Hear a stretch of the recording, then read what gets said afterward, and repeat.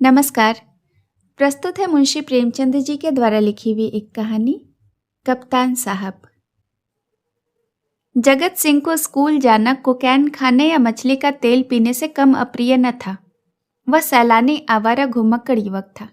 कभी अमरूद के बागों की ओर निकल जाता और अमरूदों के साथ साथ गालियां भी बड़े शौक से खाता।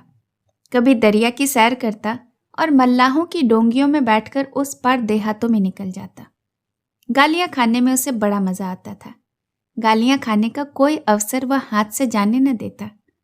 सवार के घोड़े के पीछे ताली बजाना, इक्को को पीछे से पकड़कर अपनी ओर खींचना, बूढ़ों की चाल की नकल करना उसके मनोरंजक विषय थे। आलसी काम तो नहीं करता पर दुर्व्यसनों का दास होता है और दुर्व्यसन धन के बिना पूरे नहीं होते। जगत सिंह को जब अवसर मिलता घर से रुपए उड़ा ले जाता। नगद न मिले तो बर्तन और कपड़े उठा ले जाने में उसे कोई संकोच न होता।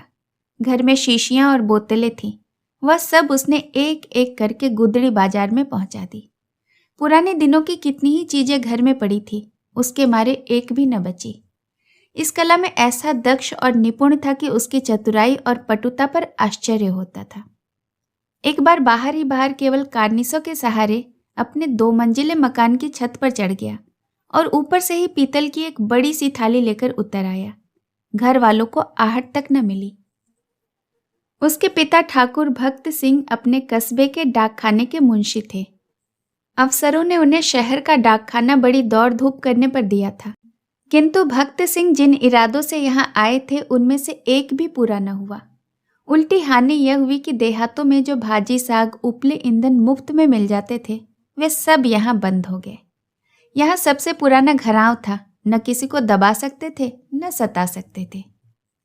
इस दुर्व्यवस्था में जगत सिंह की हथलपकियां उन्हें बहुत अखरती।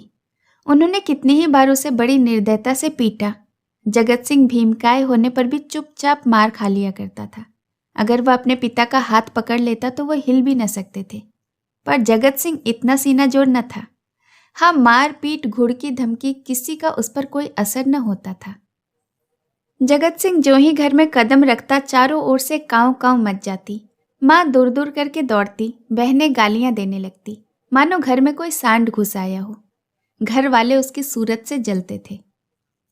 इन तिरस्कारों ने उसे निर्लज्ज बना दिया था। कष्टों के ज्ञान से वह निर्द्वंद सा हो गया था। जहां नींद आती वहीं पड़ रहता, जो मिल जाता वही खा लेता। ज्यों-ज्यों घर वालों को उसकी चोर कला के गुप्त साधनों का ज्ञान होता जाता था, वे उससे चौकन्ने होते जाते थे। यहाँ तक कि एक बार पूरे महीने भर उसकी दाल न गली। चरस वाले के कई रुपए उधार चढ़ गए। गांजे वाले ने धुआंधार तकाजे करने शुरू कर दिए। हलवाई कड़वी बातें सुनाने लगा। बेचारे जगत का घर से निकलना मुश्किल हो गया। रात दिन ताक झांक में रहता पर घात न मिलती। आखिर एक दिन बिल्ली के भागों का छीका टूटा। भक्त सिंह दोपहर को डाकखाने से चले तो एक बीमा रजिस्ट्री जेब में डाल ली। कौन जाने कोई हरकारा या डाकिया शरारत कर जाए। किंतु घर आए तो लिफाफे को अचकन की जेब से निकालने की सुध न रही। जगत सिंह तो ताक लगाए हुए था ही, पैसे के लोभ से जेब टटोली तो लिफाफा मिल गया। उस पर कई आने के टिकट लगे थे। वह कई बार टिकट चुराकर आधे दामों पर बेच चुका था। चट लिफाफा उड़ा लिया। यदि उसे मालूम होता कि उसमें नोट हैं तो कदाचित वह न छूता, लेकिन जब उसने लिफाफा फाड़ डाला तो उसमें से नोट निकल पड़े। वह बड़े संकट में पड़ गया। वह फटा हुआ लिफाफा गला फाड़ कर उसके दुष्कृत्य को धिक्कारने लगा। उसकी दशा उस शिकारी की सी हो गई जो चिड़ियों का शिकार करने जाए और अनजान में किसी आदमी पर निशाना मार दे। उसके मन में पश्चाताप था, लज्जा थी, दुख था, पर उसे उस भूल का दंड सहने की शक्ति न थी। उसने नोट लिफाफे में रख दिए और बाहर चला गया। गर्मी के दिन थे। दोपहर को सारा घर सो रहा था, पर जगत की आंखों में नींद न थी। आज उसकी बुरी तरह कुंदी होगी, इसमें संदेह न था। उसका घर पर रहना ठीक नहीं। 10-5 दिनों के लिए उसे कहीं खिसक जाना चाहिए, तब तक लोगों का क्रोध शांत हो जाता है। लेकिन कहीं दूर गए बिना काम न चलेगा। बस्ती में वह अधिक दिनों तक अज्ञातवास नहीं कर सकता। कोई न कोई जरूर ही उसका पता दे देगा और वह पकड़ लिया जाएगा। लेकिन दूर जाने के लिए कुछ न कुछ खर्च तो पास होना ही चाहिए। क्यों न वह लिफाफे में से एक नोट निकाल ले। यह तो मालूम हो ही जाएगा कि लिफाफा उसी ने फाड़ा है, फिर एक नोट निकाल लेने में हानि ही क्या है। दादा के पास रुपये तो हैं ही, झक मारकर दे देंगे। यह सोचकर उसने 10 रुपये का नोट उड़ा लिया, मगर उसी वक्त उसके मन में एक नई कल्पना का प्रादुर्भाव हुआ। अगर ये सब रुपये लेकर किसी दूसरे शहर में कोई दुकान खोल ले तब तो बड़ा मज़ा हो। फिर एक एक पैसे के लिए क्यों किसी की चोरी करनी पड़ेगी।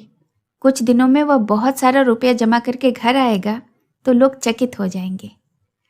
उसने लिफाफे को फिर निकाला। उसमें कुल 200 रुपये के नोट थे। 200 में दूध की दुकान खूब चल सकती है। आखिर मुरारी की दुकान में 2-4 कढ़ाऊ और 2-4 पीतल के थालों की सिवाय और है ही क्या। लेकिन कितने ठाठ से रहता है, रुपयों की चरस उड़ा देता है। एक एक दांव पर 10-10 रुपये रख देता है। नफा न होता तो यह ठाठ कहाँ से निपटा।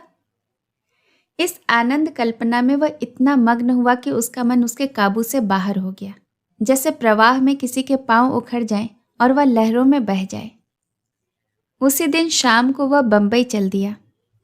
दूसरे दिन ही मुंशी भक्त सिंह पर गबन का मुकदमा दायर हो गया। बंबई के किले के मैदान में बैंड बज रहा था और राजपूत रेजिमेंट के सजीले सुंदर जवान कवायद कर रहे थे। जिस प्रकार हवा बादलों को नए नए रूप में बनाती है और बिगाड़ती है, उसी भांति सेना नायक सैनिकों को नए नए रूप में बना बिगाड़ रहा था। जब कवायद खत्म हो गई तो एक छरहरे दिल का युवक नायक सामने आकर खड़ा हो गया। नायक ने पूछा, क्या नाम है? सैनिक ने फौजी सलाम करके कहा, जगत सिंह। क्या चाहते हो? फौज में भर्ती कर लीजिए। मरने से तो नहीं डरते? बिल्कुल नहीं, राजपूत हूँ। बहुत कड़ी मेहनत करनी पड़ेगी, इसका भी डर नहीं। अदन जाना पड़ेगा? खुशी से जाऊंगा। कप्तान ने देखा बला का हाजिर जवाब मनचला हिम्मत का धनी जवान है, तुरंत फौज में भर्ती ले लिया। तीसरे दिन रेजिमेंट अदन को रवाना हुआ, मगर ज्यों-ज्यों जहाज आगे चलता था, जगत का दिल पीछे रह जाता था। जब तक जमीन का किनारा नजर आता रहा, वह जहाज के डेक पर खड़ा अनुरक्त नेत्रों से उसे देखता रहा। जब वह भूमि तट जल में विलीन हो गया तो उसने एक ठंडी सांस ली और मुंह ढांपकर रोने लगा। आज जीवन में पहली बार उसे प्रियजनों की याद आई। वह एक छोटा सा कस्बा, वह गांजे की दुकान, वह सैर सपाटे, वह सहूद मित्रों के जमघट, सब आंखों में फिरने लगे। कौन जाने फिर कभी उनसे भेंट होगी भी या नहीं। एक बार वह इतना बेचैन हुआ कि जी में आया पानी में कूद पड़े। जगत सिंह को अदन में रहते हुए 3 महीने गुजर गए। भांति भांति की नवीनताओं ने कई दिन तक उसे मुग्ध किए रहा, लेकिन पुराने संस्कार फिर से जागृत होने लगे। अब कभी कभी उसे अपनी स्नेहमयी माता की याद आने लगी, जो पिता के क्रोध, बहनों के धिक्कार और स्वजनों के तिरस्कार में भी उसकी रक्षा करती थी। उसे वह दिन याद आया जब एक बार वह बीमार पड़ा था। उसके बचने की कोई आशा न थी, पर न तो पिता को उसकी कुछ चिंता थी, न बहनों को। केवल माता को वह चिंता थी, जो रात की रात उसके सिरहाने बैठी अपनी मधुर स्नेहमयी बातों से उसकी पीड़ा शांत करती रहती थी। उन दिनों कितनी ही बार उसने उस देवी को नीरव रात्रि में रोते देखा था। वह स्वयं रोगों से जीर्ण हो रही थी, लेकिन उसकी सेवा शुश्रूषा में वह अपनी व्यथा को ऐसी भूल गई थी मानो उसे कोई कष्ट ही नहीं। क्या उसे माता के दर्शन फिर होंगे? वह इसी क्षोभ और नैराश्य में समुद्र तट पर चला जाता और घंटों अनंत जल प्रवाह को देखा करता। कई दिनों से उसे घर पर एक पत्र भेजने की इच्छा हो रही थी, किंतु लज्जा और ग्लानि के कारण वह टालता जाता था। आखिर एक दिन उससे रहा न गया। उसने पत्र लिखा और अपने अपराधों के लिए क्षमा मांगा। पत्र आदि से अंत तक भक्ति से भरा हुआ था। अंत में उसने इन शब्दों में अपनी माता को आश्वासन दिया था, माता जी, मैंने बड़े बड़े उत्पात किए हैं, आप लोग मुझसे तंग आ गए हैं। मैं उन सारी भूलों के लिए सच्चे हृदय से लज्जित हूँ और आपको विश्वास दिलाता हूँ कि जीता रहा तो कुछ न कुछ करके दिखाऊंगा। तब कदाचित आपको मुझे अपना पुत्र कहने में कोई संकोच न होगा। मुझे आशीर्वाद दीजिए कि अपनी प्रतिज्ञा का पालन कर सकूं। यह पत्र लिखकर उसने डाकखाने में छोड़ा और उसी दिन से उत्तर की प्रतीक्षा करने लगा। किंतु 1 महीना गुजर गया और कोई जवाब न आया। उसका जी घबराने लगा। जवाब क्यों नहीं आता? कहीं माताजी बीमार तो नहीं है? शायद दादा के क्रोधवश जवाब न लिखा होगा। कोई और विपत्ति तो नहीं आ पड़ी। कैंप में एक वृक्ष के नीचे कुछ सिपाहियों ने शालिग्राम की एक मूर्ति रख छोड़ी थी।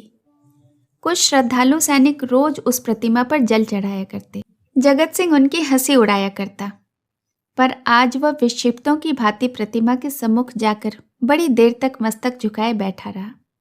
वह इसी ध्यानावस्था में बैठा था कि किसी ने उसका नाम लेकर पुकारा। यह दफ्तर का चपरासी था और उसके नाम की चिट्ठी लेकर आया था। जगत सिंह ने जब पत्र हाथ में लिया तो उसकी सारी देह कांप उठी। ईश्वर की स्तुति करके उसने लिफाफा खोला और पत्र पढ़ा। लिखा था, तुम्हारे दादा को गबन के अभियोग में 5 वर्ष की सजा हो गई है। तुम्हारी माता इस शोक में मरणासन्न है। छुट्टी मिले तो घर चले आओ। जगत सिंह ने उसी वक्त कप्तान के पास जाकर कहा, हुजूर मेरी माँ बीमार है, मुझे छुट्टी दे दीजिए।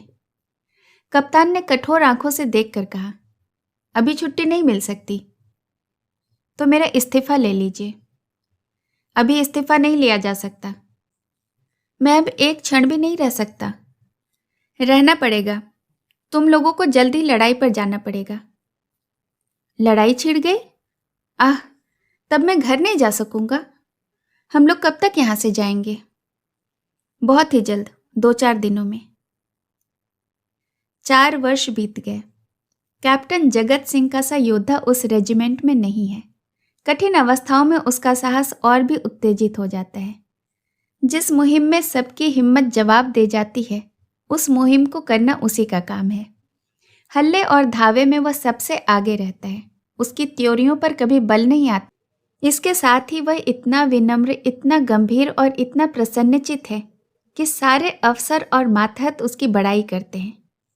उसका पुनर्जन्म सा हो गया। उस पर अफसरों को इतना विश्वास है कि अब वे प्रत्येक विषय में उससे परामर्श करते हैं। जिससे पूछे वही वीर जगत सिंह की वीरदावली सुना देगा। कैसे उसने जर्मनों की मैगजीन में आग लगाई, कैसे अपने कप्तान को मशीन गनों की मार से निकाला, कैसे अपने एक मातहत सिपाही को कंधे पर लेकर निकल आया। ऐसा जान पड़ता है उसे अपने प्राणों का मोह ही नहीं, मानो वह काल को खोजता फिरता हो। लेकिन नित्य रात्रि के समय जब जगत सिंह को अवकाश मिलता है, वह अपनी छोलदारी में अकेले बैठकर घर वालों की याद किया करता है। 2-4 आंसू की बूंदें अवश्य गिरा करती हैं। वह प्रति मास अपने वेतन का बड़ा भाग घर भेज देता है और ऐसा कोई सप्ताह नहीं जाता कि जब वह माता को पत्र न लिखता हो। सबसे बड़ी चिंता उसे अपने पिता की है, जो आज उसी के दुष्कर्मों के कारण कारावास में यातना झेल रहे हैं। हाय, वह कौन सा दिन होगा जबकि वह उनके चरणों पर सिर रखकर अपना अपराध क्षमा कराएगा और वह उसके सिर पर हाथ रखकर आशीर्वाद देंगे। 4.25 साल बीत गए। संध्या का समय है। नैनी जेल के द्वार पर भीड़ लगी है। कितने ही कैदियों की मियाद पूरी हो गई है। उन्हें लेवा ले जाने के लिए उनके घर वाले आए हुए हैं, किंतु बूढ़ा भक्त सिंह अपनी अंधेरी कोठरी में सिर झुकाए उदास बैठा है। उसकी कमर झुककर कमान हो गई है। देह अस्थि पंजर मात्र रह गई है। ऐसा जान पड़ता है किसी चतुर शिल्पी ने अकाल पीड़ित मनुष्य की मूर्ति बनाकर रख दी। उसकी भी मियाद पूरी हो गई, लेकिन उसके घर से कोई नहीं आया। आए कौन? आने वाला था ही कौन? एक बूढ़े किंतु हृष्टपुष्ट कैदी ने आकर उसका कंधा हिलाया और बोला, कहो भगत, कोई घर से आया? भक्त सिंह ने कंपित कंठ स्वर से कहा, घर पर है ही कौन? घर तो चलोगे ही ना? मेरा घर कहाँ है? तो क्या यहीं पड़े रहोगे? अगर ये लोग निकाल न देंगे तो यहीं पड़ा रहूंगा। आज 4 साल के बाद भक्त सिंह को अपने प्रताड़ित निर्वासित पुत्र की याद आ रही थी, जिसके कारण जीतन का सर्वनाश हो गया, आबरू मिट गई, घर बर्बाद हो गया। उसकी स्मृति भी असहाय थी, किंतु आज नैराश्य और दुख के अथाह सागर में डूबते हुए उन्होंने उसी तिनके का सहारा लिया। न जाने उस बेचारे की क्या दशा हुई। लाख बुरा है तो भी है तो अपना लड़का, खानदान की निशानी तो है। मारूंगा तो 4 आंसू बहाएगा, 2 चुल्लू पानी पिला देगा। हाय, मैंने उसके साथ कभी प्रेम का व्यवहार नहीं किया, जरा भी शरारत करता तो यमदूत की भांति उसके गर्दन पर सवार हो जाता। एक बार रसोई में बिना पैर धोए जाने के दंड में मैंने उसे उल्टा लटका दिया था। कितनी बार केवल जोर से बोलने पर मैंने उसे तमाचे लगाए थे। पुत्र सा रत्न पाकर मैंने उसका आदर न किया। यह उसी का दंड है। जहां प्रेम का बंधन शिथिल हो, वहां परिवार की रक्षा कैसे हो सकती है। सवेरा हुआ। आशा का सूर्य निकला। आज उसकी रश्मियां कितनी कोमल और मधुर थी। वायु कितनी सुखद, आकाश कितना मनोहर, वृक्ष कितने हरे भरे, पक्षियों का कलरव कितना मीठा। सारी प्रकृति आशा के रंग में रंगी हुई थी। पर भक्त सिंह के लिए चारों ओर घना अंधकार था। जेल का अफसर आया। कैदी एक पंक्ति में खड़े हुए। अफसर एक एक का नाम लेकर रिहाई का परवाना देने लगा। कैदियों के चेहरे आशा से प्रफुल्लित थे। जिनका नाम आता वह खुश खुश अफसर के पास जाता, परवाना लेता, झुककर सलाम करता और तब अपने विपत्ति काल के संगियों से गले मिलकर बाहर निकल जाता। उसके घरवाले दौड़कर उससे लिपट जाते। कोई पैसे लुटा रहा था, कहीं मिठाइयाँ बांटी जा रही थी, कहीं जेल के कर्मचारियों को इनाम दिया जा रहा था। आज नरक के पुतले विनम्रता के देवता बने हुए थे। अंत में भक्त सिंह का नाम आया। वह सिर झुकाए आहिस्ता आहिस्ता जेलर के पास गए और उदासीन भाव से परवाना लेकर जेल के द्वार की ओर चले, मानो सामने कोई समुद्र लहरें मार रहा है। द्वार से बाहर निकलकर वह जमीन पर बैठ गए कि कहाँ जाएं। सहसा उन्होंने एक सैनिक अफसर को घोड़े पर सवार जेल की ओर आते देखा। उसके देह पर खाकी वर्दी थी, सिर पर कारचोबी साफा। अजीब शान से घोड़े पर बैठा हुआ था। उसके पीछे पीछे एक फिटन आ रही थी। जेल के सिपाहियों ने अफसर को देखते ही बंदूकें संभाली और लाइन में खड़े होकर सलाम किया। भक्त सिंह ने मन में कहा, एक भाग्यवान वह है जिसके लिए फिटन आ रही है, और एक अभागा मैं हूं जिसका कहीं ठिकाना ही नहीं। फौजी अफसर ने इधर उधर देखा और घोड़े से उतरकर सीधे भक्त सिंह के सामने आकर खड़ा हो गया। भक्त सिंह ने उसे ध्यान से देखा और तब चौंक कर खड़े हुए और बोले, अरे बेटा जगत सिंह। जगत सिंह रोता हुआ उनके पैरों पर गिर पड़ा। कहानी सुनने के लिए आपका बहुत बहुत धन्यवाद। जल्द मिलूंगी एक नई कहानी के साथ। नमस्कार।